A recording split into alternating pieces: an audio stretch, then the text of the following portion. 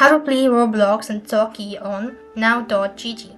Hi everybody, in this video I'll be showing you the procedure to play Roblox and Talkie on now.gg. To do it so you have to follow these simple steps.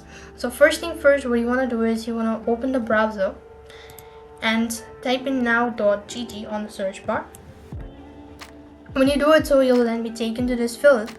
On the search bar, you could see right over here, you want to type in Roblox.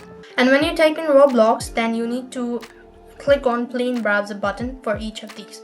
Now, unfortunately, this isn't available in my case, so I cannot show you the procedure. You just have to make sure to follow the instructions. Just play or click on plain browser button for each game, and you will be directed to Roblox login screen where you could log in with your account. Once logged in, you could select like any game that you want to start playing on Roblox. Likewise, if you want to go with the Talkie, you have to do the same thing. Type in Talkie and hit enter.